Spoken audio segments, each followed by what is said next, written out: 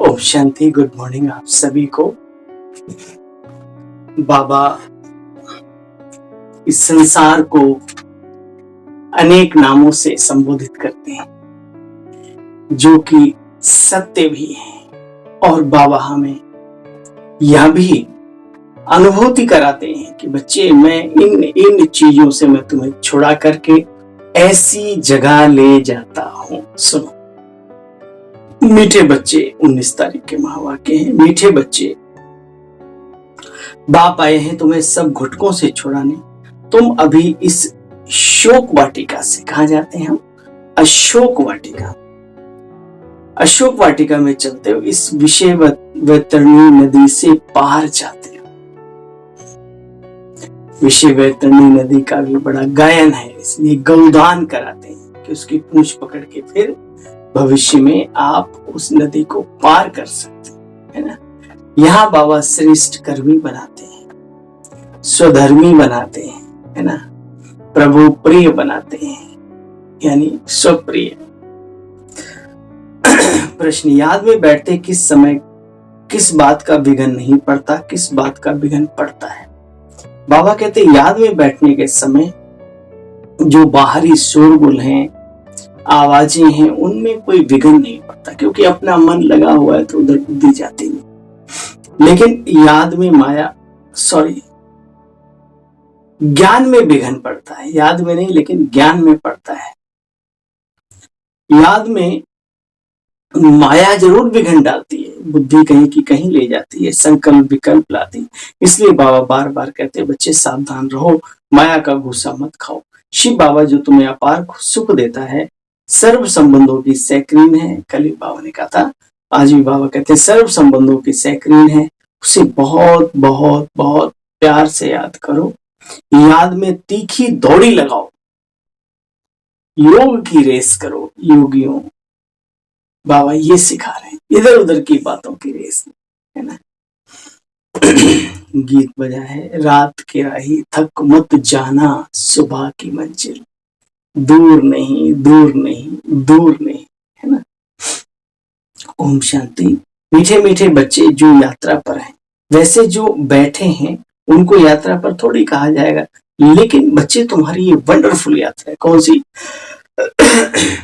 बुद्धि की यात्रा, रूहानी यात्रा, शांति की यात्रा कहें, शांति धाम में जाने की यात्रा कहें। देखो बच्चे, बाबा कहते हैं मैं आया हूं तुम्हें शोक वाटिका से निकालकर अशोक वाटिका में ले जाना, जहां गुटखा खाना नहीं होता। गुटखा खाते ऐसे तो मतलब वहां कोई ऐसे बंधन नहीं होंगे जिससे आत्मा को गुटखा खाना पड़े, असहनीय अजीबो गरीब मन अनुभव नहीं, ऐसा नहीं। तो बाबा कहते बच्चे मैं आया हूं तुम बच्चों को शोक वाटिका से निकाल अशोक वाटिका में ले जा, जहां गुटखा नहीं खाना होगा। यहाँ तो अनेक प्रकार के गुटके हैं, गुटके भी है और गुटके भी है। दोनों ही खतरनाक है, एक शरीर के लिए, एक मन बुद्धि के लिए। बाबा कहते बच्चे देखो ना, माँ बाप बच्चों को कैसे, माँ बाप पति बच्चों के गुटके खाते हैं, पति विकार में जाकर के फंसाते हैं, बाप आकर के इन बुराइयों से छुड़ाते हैं, नई दुनिया में ले जाते हैं। अभी आत्मा के जैसे पंख टूट गए, आत्मा उड़ नहीं सकती, फिर याद की यात्रा कैसे हो? बरोबर बच्चे, ये बुद्धि की यात्रा है। लिखा है ना, मन मना भव, इसका अर्थ भी कोई समझते थोड़ी है। कहते हैं राम ने बंदरों की सेना ली, पुल बनाया। बच्चे इन बातों का भी गहरा रहस्य है। तुम्हारी याद की यात्रा से पुल बन रहा है सत्युग में जाने का। विषय वैतरणी नदी से तुम बच्चे पार जाते हो। बाप इस नदी में तैरना सिखलाते हैं। खिवैया है ना, विषय वैतरणी नदी से पार कराए शिवालय में ले जाते हैं, है ना। बाबा ने कहा ना भाई, शिवालय में ले जाते हैं। कहते हैं अमृत छोड़ विष काहे को खाए। तो ज्ञान को अमृत भी कहा जाता है। ज्ञान से सद्गति होती है बच्चे। शास्त्रों में ज्ञान नहीं कहेंगे, क्यों? उनसे कोई सद्गति नहीं, भक्ति मार्ग की सामग्री है।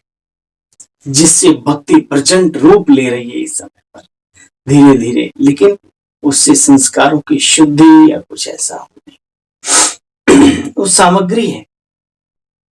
शास्त्र पढ़ने से कोई सत्युग आता है क्या?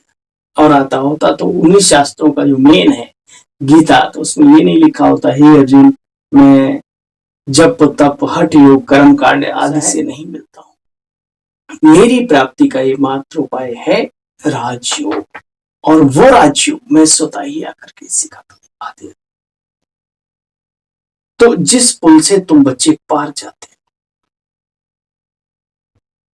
तो ये भक्ति मार्ग की सामग्री देखो कैसे चलती है। यह नहीं कहेंगे कि सतयुग में भी दुर्गति होती, वहां दुर्गति का नाम नहीं होता। इस कलयुग में अभी सबकी जैसे दुर्गति हुई पड़ी। तुम बच्चे समझ गए हो कि ब्रह्मा इस समय ब्राह्मण है, इनको भविष्य में बादशाही मिलती है। देवताएं पति दुनिया में तो जा ना सके, राजाई कर ना सके, तो पुरानी विकारी दुनिया का विनाश भी बच्चे चाहिए ना। विनाश तो होना है जरूर, हाँ अभी थोड़ी देरी है। कब कहा था बाबा ने? अभी थोड़ी देरी। ये भी समझ चाहिए। तुम्हारा भी नए झाड़ का सैंपलिंग पूरा नहीं हुआ, गाते हैं ना तुम्हें माताश्च पिता तुम्हें, आगे कुछ समझते नहीं थे, सिर्फ यूं ही गाते रहते। अभी हर एक बात का अर्थ बाबा के बच्चों को पता लगा है। देखो बच्चे, अभी स्वयं परमपिता परमात्मा माता पिता का पाठ संबंधों का बजा रहे, तो फिर अच्छा विचार करो, ये ब्रह्मा माता कैसे हो सकती है? लक्ष्मी नारायण अपनी राजाई कैसे चलाते होंगे? तो उनको माता पिता तो कह ना सके, वो तो राजा और महारानी है। इस समय परमपिता परमात्मा प्रैक्टिकल माता पिता का कैसे ब्रह्मा द्वारा पाठ बजा रहे? तो पहले पहले शिव बाबा को याद करो। कहते हैं ना तुम्हें माता शिव पिता तुम्हें, पीछे लक्ष्मी नारायण सीताराम सबको कहते हैं। अकल तो मनुष्यों को इस कलयुग में है, जो आता जिसने कहा जैसे समझाया वही बोलने लग पड़ते। अब बाबा कहते बच्चे मैं तुम्हारे सर्व संबंधों की सैक्रीन हूं, मिठास, जिंदगी की मिठास, क्या पूरे कल्प की मिठास।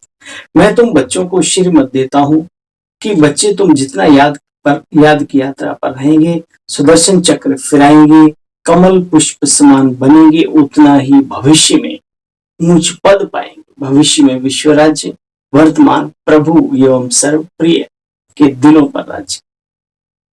इन अलंकारों को भी समझा ना सके। अलंकार तुम बच्चे धारण करते हो, ज्ञान का गदा, है ना, ऐसे और भी। तो बाबा कहते तुम अलंकार धारण करते हो, फिर तुम्हारी निशानियां वहां भविष्य में विष्णु को दे दी, तीसरा नेत्र भी देवताओं को दे दिया। वास्तव में तीसरा नेत्र तो तुम बच्चों को मिलता है, त्रिनेत्री त्रिकालदर्शी कहलाते हैं। तो इसका अर्थ है कि इस समय तुम आत्मा की बुद्धि है, आत्मा की बुद्धि में सब कुछ रहता है। मेरी आंख नाक कान शरीर पूरे जीवन भर रहता है। कैसा है? देखो बच्चे, आत्मा को रॉकेट भी कहते हैं। जिस आत्मा को शरीर छोड़ लंदन में जाना होगा तो 1 सेकंड में जाके लंदन में पहुंचे और जन्म ले तो चली जाएगी। उनसे तीखा कोई रॉकेट होता नहीं जो सुबह चले शाम तक पहुंचे। नहीं बच्चे, ये बहुत तीखा रॉकेट है आत्मा। अच्छा बच्चे, मेरा तो तुम आत्मा का भी ऑलराउंड पार्ट है। परमात्मा का क्या पार्ट है? द्वापर से मेरा पार्ट है बच्चे, सभी को साक्षात्कार कराने का, हर भक्त की भावना को पूरा करने का। जो जो जिस भावना से मुझे याद करता है उसकी मनोकामना पूर्ण करता हूं। अभी ज्ञान देने का मेरा पार्ट है, पतितों को पावन बनाने का पार्ट है। तो बच्चे, मुझे जो याद करता है उसकी सब मनोकामना पूर्ण करता हूं। तुम अभी इस बात के भी नॉलेजफुल बनते हो। बाप के बच्चे मास्टर गॉड बनाता हूं। जिन्होंने कल्प पहले पुरुषार्थ किया होगा वही दौड़ दौड़ कर मेहनत करते। सत्य बात है। अच्छा, बाप कहते तुम बच्चे ज्ञान चिता पर बैठो, श्रीमत पर परमात्मा पिता के साथ सगाई कराते हैं ना। श्रीमत पर परम पिता परमात्मा के साथ सगाई कराते हैं।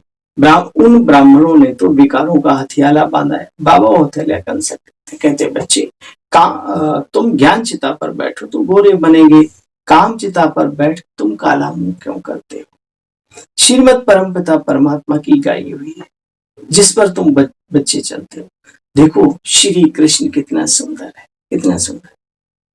अभी तो वो भी शाम है, अब बाप ने आकर के अपना परिचय दिया है। अच्छा, तुम हो पतित पावन गॉड फादर के स्टूडेंट, और तुम्हारी ये पाठशाला है।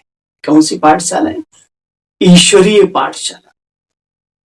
मेहनत करनी पड़ती, और उन सत्संगों में तो मेहनत है नहीं, वहां तो बस नाम का वो ले लो मंत्र, कैसा भी, और जब तेरे बाकी नियम धारणा, जीवन को श्रेष्ठ बनाना, देवत्व लाना, ऐसी तो कोई बात। बाबा कहते हैं देखो बच्चे, पाठशाला में पढ़ाई होती, मेहनत करनी पड़ती, उन सत्संगों में तो मेहनत की ऐसी कोई बात नहीं। वहां तो गीता सुनी, घर चला गया। वहां कोई थोड़ी कहता है पवित्र रहो, याद की यात्रा पर रहो। आगे चलकर तुम जानते हो ये सब जिस्मानी यात्राएं बंद हो जाएंगी, कोई कहीं आ जा नहीं सकेगा, यात्रा कैसे कर सकेगा वहां कोई। हाँ, सब यात्राएं बंद हो जाएंगी। बर्फ पड़ी, एक्सीडेंट हुआ तो फिर यात्राएं बंद। बाबा समझाता है ऐसा समय आएगा, इस घर से बाहर आदमी निकल नहीं सकेगा, जिसका आप एक तजुर्बी आधार अनुभव कर भी चुके हो कोरोना काल में।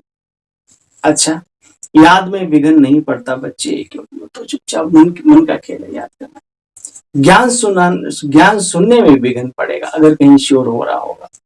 मनुष्य कहते हैं शांति करो, नहीं तो याद में विघ्न पड़ेगा, परंतु योग में आवाज का विघ्न नहीं पड़ता। बच्चों के साथ माया की युद्ध है।